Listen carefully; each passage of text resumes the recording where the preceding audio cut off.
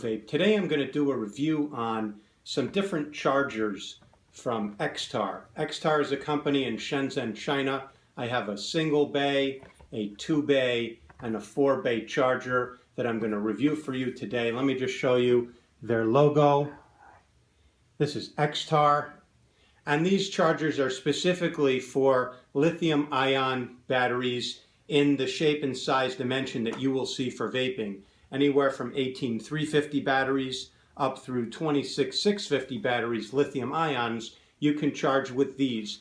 I'm specifically taking the time to do a video, not just to talk about these chargers, but to talk about battery charging in general as we know it in vaping. Whether you're a beginner and you're using a starter kit like a little vape pen, Ego style or something like that, or maybe you're using something a little more advanced, but a starter kit that doesn't have an external charged battery, you don't have to worry about most of this. You just plug it in, you charge it, you never get inside there, you never mess with the battery, you're fine. So this video doesn't really apply to you, but you may be upgrading soon. And if you upgrade to a device that has a battery that you remove, my purpose in doing this video today was to show you the types of chargers available on the market, to show you these chargers, two of which were sent to me by Xtar, and one of them I bought about 4 months ago for my own personal use.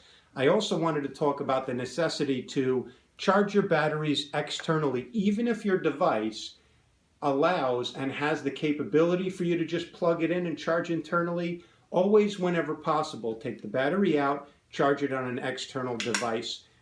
This is the Kanger K-Box Mini, and you can charge it on board, meaning you leave your battery in the device, you plug it in, and it will charge it. This is the EVIC Mini from Joytech, and you can charge that battery just by leaving it in the mod and plugging it in.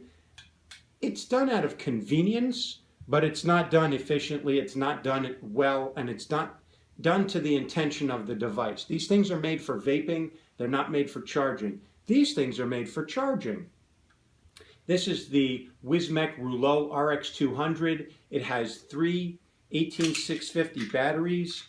You can charge these batteries internally within the mod by plugging it in. However, again, even the manufacturer of these products do not recommend that you use that onboard charging. It's there merely as a convenience in case you're in a bind and you absolutely need to get your batteries charged and you can't get to a charger. But whenever possible, take those batteries out, okay?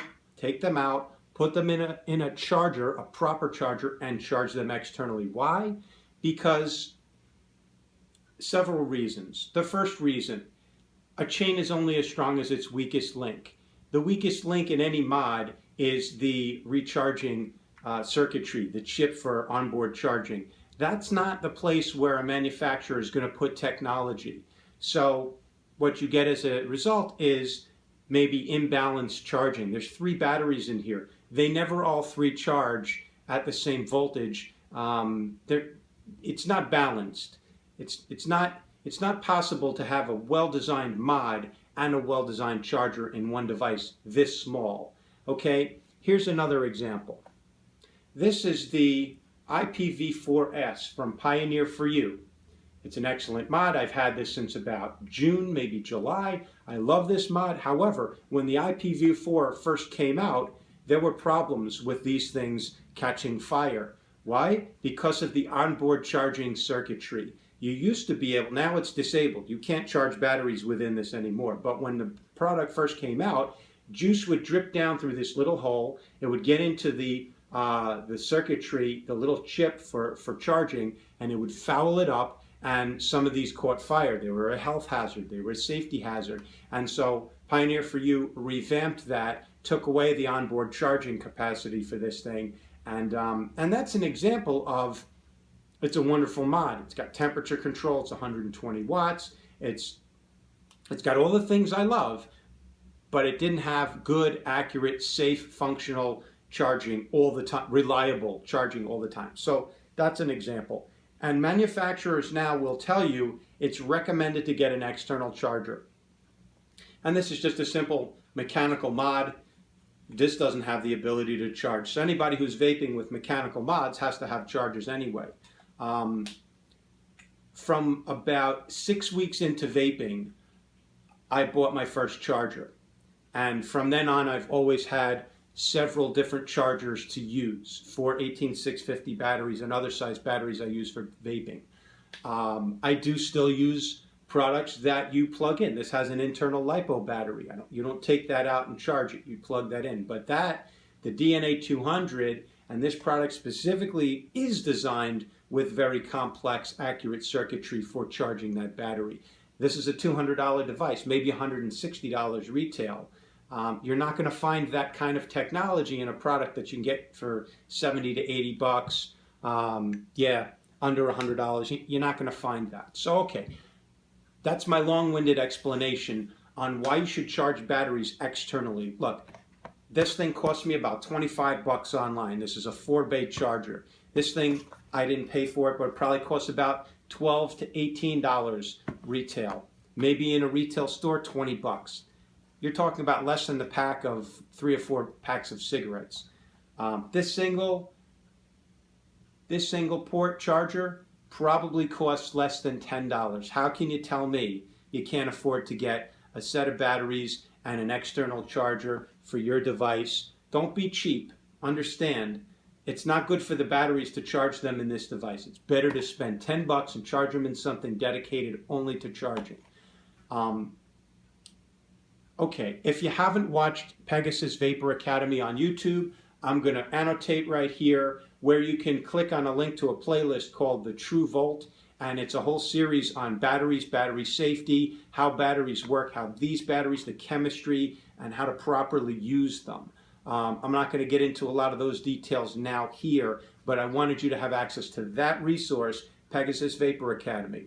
Okay, so I'm going to show you the 1-bay, the 2-bay, and the 4-bay, and they all come in these nice, very durable, like vinyl pouches with these nice rugged drawstrings so you can travel like that. I just took this 2-bay with me down to over to Detroit for a Vape Expo. When I travel, I'll grab and go. I'll grab a 4-bay charger at least, minimum, for when I travel. So, if you're vaping on a product like this, you can get a single bay. If you're vaping on a product like this, you can get a 2-bay charger.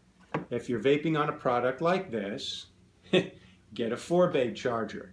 If you use multiple mods like I do, I have multiple chargers. You should see the docking station I have, usually with a couple of 4-bays. Sometimes I'll grab this and take this in the car with me. You can plug these into a cigarette lighter adapter charger base in a car. That works very well if you're on long road trips. You can charge them through a computer, just plugging it into the USB. However, I would not recommend that for a couple of reasons. For the same reason I don't recommend charging a battery in here, I wouldn't recommend using the USB for power to charge a device off of like a laptop. Just use the base plug. Spend a couple of bucks. Here's the base. You could also use your iPhone charger base or any other charger base, but just don't get into the habit of using your computer or your laptop. It's not a good idea.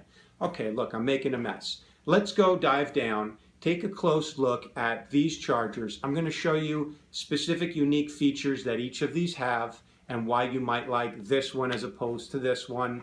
And I'm going to also show you the uses of these. Taking a close-up look at these chargers. The first one is the MC1, and this is just a cute, simple little single bay, what do they call it, a slot. 1-slot mini lithium-ion battery charger. All right, just basically nothing to it at all. It's got a spring, clearly labeled. Your negative side goes down, your positive side goes this way, and this light will light up red when the battery is charging. As soon as the battery is full, it will glow green. And it also has automatic power cutoff when that battery is full. However, I would not rely on that. Try and pull your batteries off as soon as possible when that battery light is green and the battery is full. You don't want to leave these on there longer than necessary. Another quick tip, Whenever you're done charging your batteries, let them sit for 10-15 minutes before you use them. Just let the chemistry within the cell kind of just settle. Don't just take it straight off the charger and stick it in a mod and start using it. Let it just leave it for 10-15 minutes. That's what I've been told. I don't have the science of it, but it makes sense to me. There's chemistry going on inside. Let it kind of get a chance to settle. Okay, these are only for lithium-ion batteries, and you can fit a 26650 battery in here. Let me show you. I'll demonstrate how this works. So you take a battery negative side down. That's ugly. That's when juice got on the bottom of my battery in my noisy Cricut, and it kind of left an ugly stain. But that's not burnt. It's not harmful in any way. It just looks ugly. Okay, so you'll place the negative side there, push against the spring, and then it sits in place. Now you'll plug in your micro USB, and then this end has a USB connection. It's a nice long cable, probably, I think this is like 2.5 feet long. This can be plugged into a portable car charger adapter. It could be plugged into your iPhone charging base or your iPad charging base, or you can buy, and I highly recommend you buy this because it's designed for it. This is the charging base. So you plug this in, plug it into your power source. The charger is showing me it's charging. Doesn't have a digital display, doesn't have a digital readout, but it's small, it's tiny, it's good for one battery. It'll take a few hours to charge that. What I recommend, if you have a beginner's style kit, something like the Kanger K-Box Mini, Kanger K-Box, the EVIC Mini, something, the Snow Wolf Mini, the IPV-D2, D3, any of the above. If you have a device that uses a single battery, get 2 batteries for yourself and 1 charger. This way, you swap out when the battery needs to be charged, you put it on the charger, put another battery in, you're good to go. The other thing I don't like about these is pass-through vaping. You can vape while you're charging the battery. It's not good to do that to the battery. These batteries are designed to be either discharging or charging, but not both at the same time. So say you're charging this battery internally, as it's capable of doing on this device. You plug it in, you're charging it, but electricity is going into the battery. Then you hit this power button, you want to vape on it. Now it stops charging and you're pulling electricity out. It's not a consistent flow of electricity in and out, and it screws up the battery chemistry inside the cell. So I would don't onboard charge these if you can at all avoid it. Spend the $8 to $10 that it costs to get this charger for yourself and buy an extra battery. So take that battery off, put it in your device, take the old one out, and rotate like that. Okay, so that's the single bay, single slot. We're just going to leave this power source plugged in. Actually, that doesn't work. So there's the one, and look how nicely this folds up. Power cord and the charger, nice and small and compact, fits into this little carrying case. There you go, and you're done. That'll fit in your mod bag, that'll fit in anything. Okay, let's take a look at the 2-bay. This is the VC2 Plus Master. All right, this has 2 unique functions. 1, it has a countdown timer. 2, it has an output power where you can charge other devices at the same time you're charging your lithium-ion batteries. So let's look at the specs on this. Sorry, I'm cramped on space, but you can see the specs. Go back and scroll through and pause it. Read that stuff for yourself. You can use this for 0.5 amp or 1 amp charging. I always charge mine slowly at 0.5 amp. I don't charge batteries at 1 amp, but you can. Just it's not as good for the batteries to do them faster that way.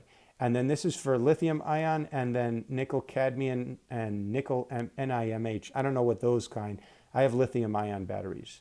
That's what we use in vaping. Okay, so those are the details. That's the box. Let's look at the device. It also comes in a nice little travel case, that pouch. Here you go. You have the charger. And it's got a digital readout screen as well with a display, an OLED display. This one doesn't have a micro USB. It uses this type of connection. So you plug that in right here, input, 5 volts, 2.1 amps. Okay, but this is all it's going to give you is 1 amp output power. Okay, it's got a USB. I'm going to plug that USB into the, there we go, it's plugged in. Here's the charger. Let me use one of my already slightly used batteries that I've been vaping on. Let's see. So the first device didn't have a digital display. This one does. Let's see. This is going to read it. It's going to take a moment to read it here. You can see it glowed red. It's at 19%. Interesting. Let's let it figure out where it is. So you may notice it only tells you in a percentage, doesn't tell you actual volts. I like to know a little more detail, but the trade-off here, it's telling me it's going to take 5 hours and 37 minutes to charge this. Let's give it a few seconds to read what's really going on. These things are not accurate immediately right in the charger. It needs a little time. See, already it's starting to change the number and read more accurately. It's not down to 19%, and it's not going to take 5 hours and 27 minutes to charge this. You'll see that changes as I keep talking. So one of the interesting things about this is you can also plug in, say you got to charge your iPhone, or you got to charge your iPad or tablet or something that uses a USB, another device. You can plug that in, and at the same time this is charging your 18650 batteries, it will also charge that device. Nice. Okay.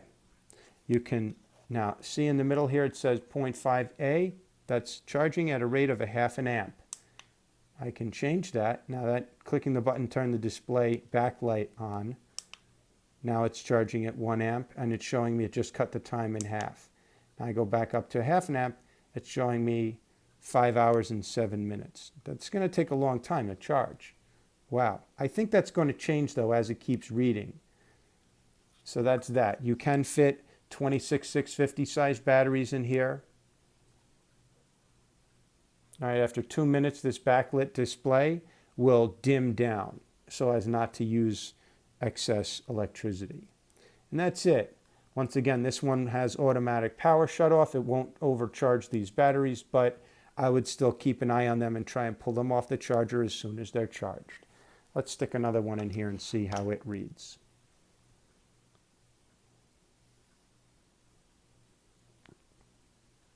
It says that it's a 90% and it's going to take 41 minutes to charge this Sony VC4 of mine. All right, let's do something else. Let's double check and see what's really going on. I have my Joytech eVic Mini. I'm going to put it in bypass mode, because in bypass mode it becomes a voltmeter. This is telling me my battery's at 3.91 volts. Let's take this out. See how it's saying it's 24% and it's going to take me 5.18 hours. Let's see what the voltage is. It's the one thing this doesn't show you is actual voltage of the battery. I kind of like to know that, but it's not 100% necessary. It's telling you something better. How many hours and minutes is it going to take to charge? So now this just read that at 64% and 2 hours and 27 minutes to charge this. All right, so let's see what this battery is reading in here. 3.57 volts. Interesting. All right, I don't know why I showed you that. I just felt like showing you that. Well, as it turns out, this guy really does need a charge.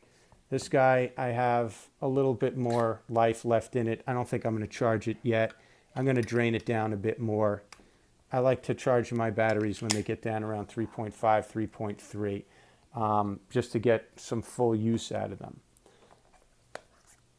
It's okay. You don't have to drain them out fully.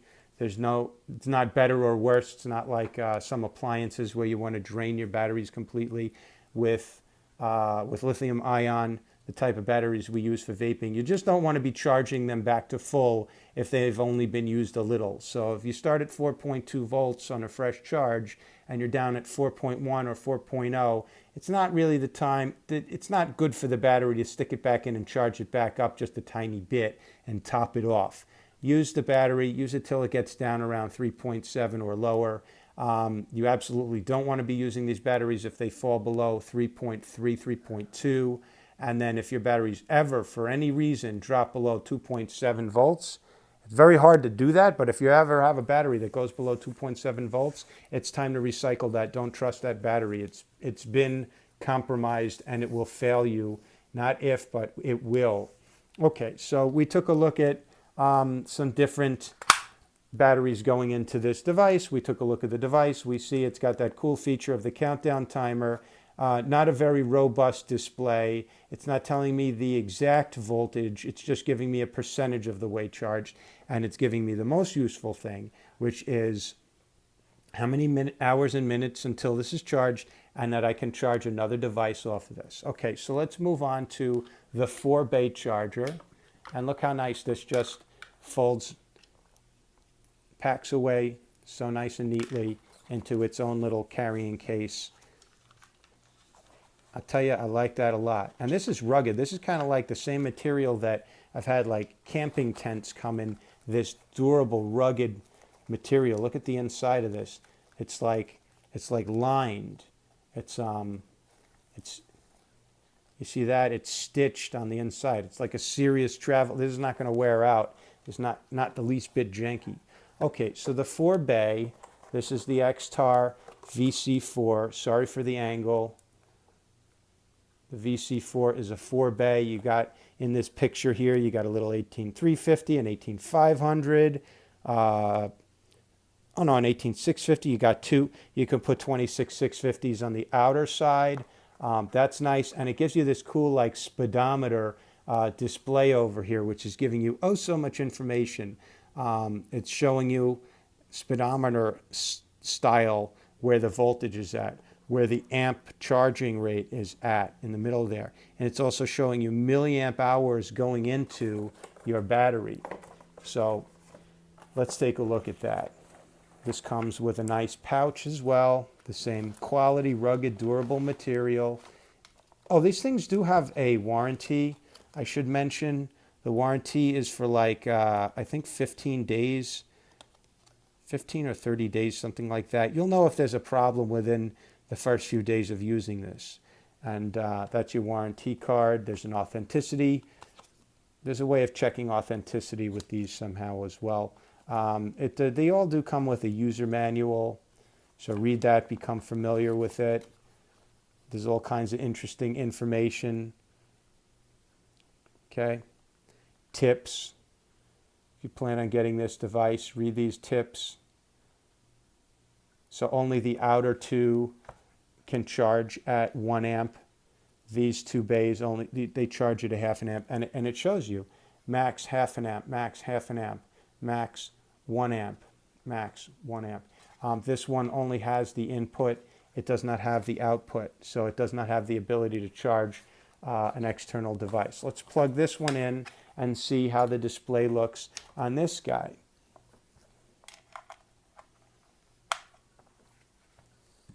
And by the way, I've taken these in the car with me. I've plugged them into my power base in my cigarette lighter of my car, and it was no problem whatsoever charging batteries while I was on road trips. It's not harmful for the battery. They charge at the same rate. They get 1 amp or a half an amp, whatever I have the battery set at. Okay, so here you got your slots, 4 of them. Again, bigger batteries can go on the outer slots. Do you see how these are wider? And here's your display.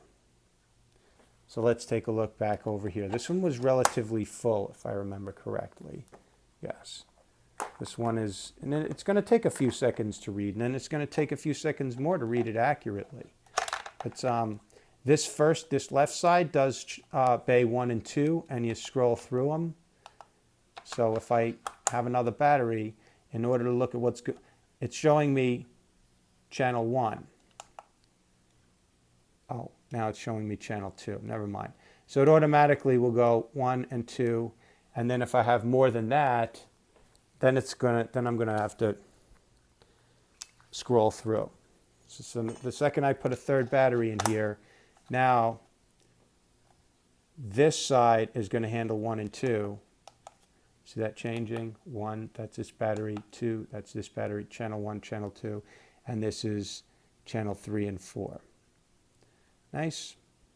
Okay, so what's going on with channel 1 is showing me this is at 4.2 volts. It's not very accurate. It will tell you when it's full, and it'll say 4.2.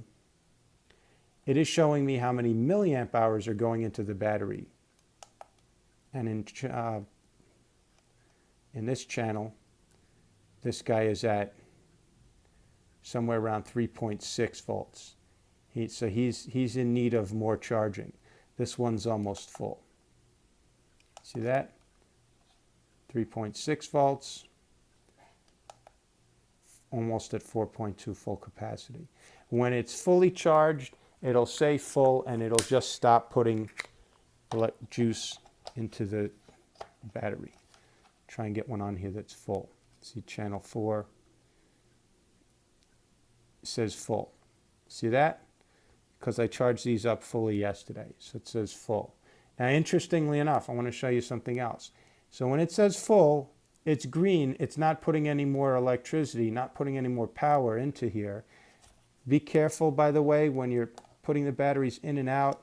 You don't want to, if that slams into the bottom of your battery, that's not going to be good. That's going to dent your battery. So use 2 hands, be cautious, be gentle. You don't want to damage your battery when you're putting them in or out. And I would say use 2 fingers. Your fingernails, don't stick metal. If you don't have long fingernails, you can come along the side like this and kind of slide it. But then be aware, that sucker likes to slap right back. There's a strong spring in there. Can you see that spring in the inside of there?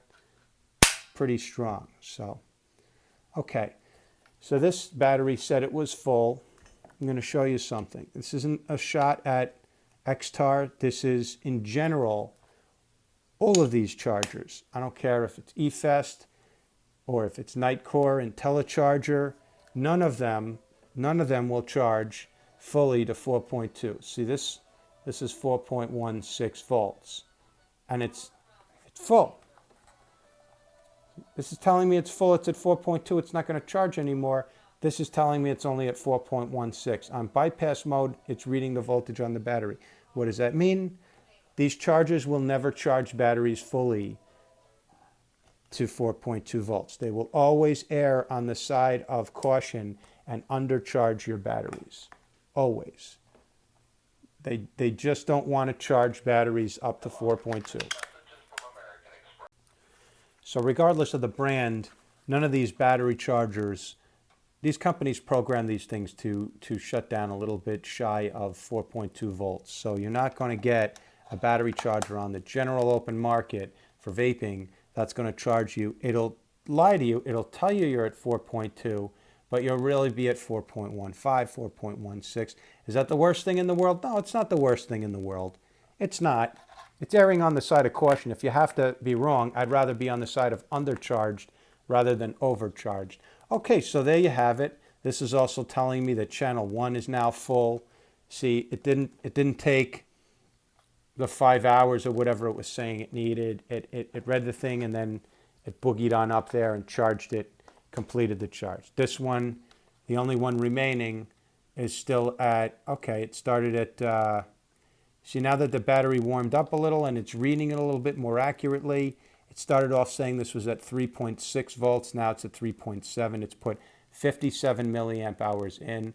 And now like, we're confused. I don't know that they have all in one all these features in one device yet.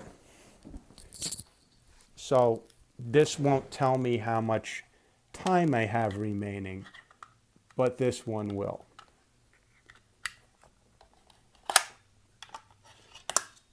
Let's see what he has to say about this. He's telling me I'm at 25% capacity and I have 5 hours remaining. I don't know how accurate that is.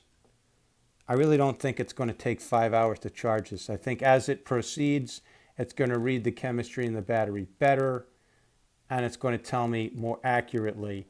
It's not going to be 5 hours.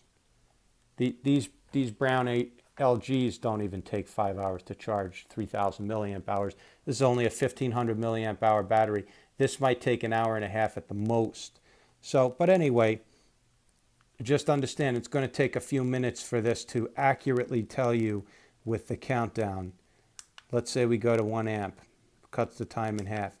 We go back up, it's showing me 4 hours and 59 minutes. So it even changed. It's not reading it the same. Now it's up to 5 hours. All right, what is up with that inaccuracy? Well, it's reading an average. It's kind of like taking a ping. It's averaging the numbers. Now it's 5.13 it's showing. I don't know, maybe it will take 5 hours. It's a long ass time. So that's another reason why you get yourself an extra couple of batteries. You don't want to be sitting there waiting, so you can't vape until 5 hours goes by. What are you going to do? Well, a strong argument, a very compelling argument for having a device with an external battery is so that you can take that battery out, charge it, and put a fresh one in, and you're good to go. Okay, that's my close-up. Let's go back up top. Let's talk back up top. I hope you enjoyed the close-ups of these wonderful chargers. These products are useful. They're tools. Get into the habit of investing in your vape gear. Get into the habit of keeping good batteries around, good vape gear around, good quality chargers around. I hope you liked and enjoyed the features that these have. The fact that you have a countdown timer on the 2-bay VC2 Plus, the fact that you can see the milliamp hours that this actually puts into the batteries, and that you can change from a 0.5 amp charging rate to 1 amp charging rate. This also had that nice unique feature of being able to charge your mod batteries as well as like your phone or a tablet at the same time. That's pretty nice. That comes in very handy. You got to charge 2 batteries and an iPhone. Here you go, one device instead of having a bunch of plugs. Okay, I also want to talk about, now I showed you in my close-up, batteries going in these devices, batteries coming out. I wanted to talk about using the right battery for the right application. Here I have 3 different types of batteries, actually 4. I've got a Sony VTC4. This is authentic. I've got I've got an LG HG2. I've got Samsung 25Rs somewhere. Yeah, here are my Samsung 25Rs. And I've got LG HB2. So when do you use which battery? Which is the best battery? They're all great batteries. You know what's the best battery? The right use in the right application. For this mech mod, which is built at about a 0.1 ohm, a very low resistance, it's also got a lot of metal on there that's a high amp draw. I'm going to need something that can handle the power this requires and the fast drain that this requires. So I'm going to need something that gives me fast power, doesn't have a lot of storage capacity. So I want a battery that can give me the power I need quickly to ramp that up to give me the experience of the vape I want on this device. I'm going to use a true 32 amp battery. That's the LG HB2. That's the appropriate battery for this device.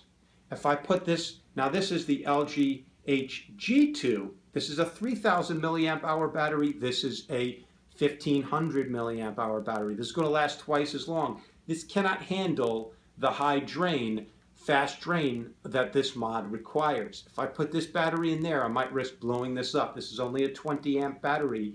It might not blow up, but it's certainly not going to give me that fast punch ripping power that I want. This battery will. Why? Because it's dumping its power at twice the rate. It can handle 32 amps. This can only handle 20. So I'm going to use these batteries appropriately when I'm using this mod. And this mod, I'm doing a pretty high build, and it's a series mod.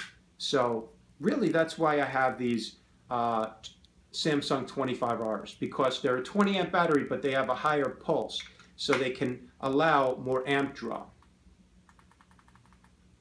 on a big build.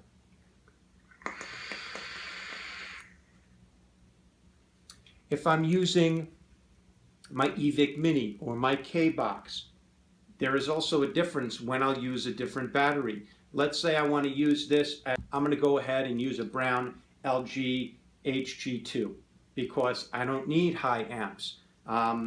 At 40 watts, this is probably only pulling maybe 10, 11, 12 amps, something like that. So the 3,000 milliamp hour battery is going to last me a long time, and I'm not stressing the battery out.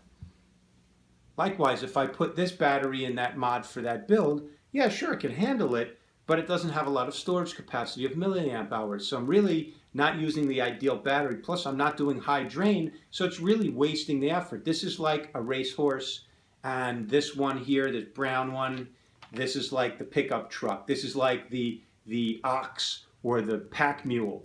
You want to carry a big load, you go ahead and you put it on the slow-moving big load vehicle. You want to have a fast sprint, you use this fast sprint battery. That gives you kind of an idea of the working range of batteries and the trade-off. But watch the True Volt on Pegasus Vapor Academy. He's going to go into the detail on when do you use what type of battery and why. And it's very educational, and you should have a good understanding. If you're going to get into all of this, first educate yourself on how these batteries relate to the build, to the mod, to their use.